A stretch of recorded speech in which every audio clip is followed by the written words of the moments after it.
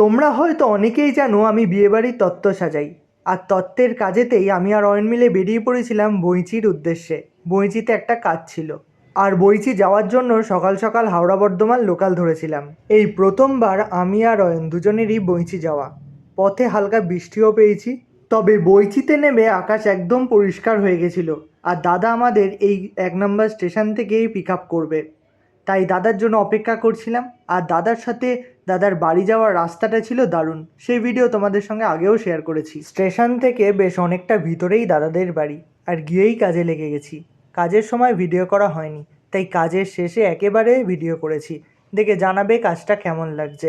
আর হ্যাঁ, তত্ত্ব সাজানোর জন্য যদি প্রয়োজন হয় অবশ্যই যোগাযোগ করতে পারো।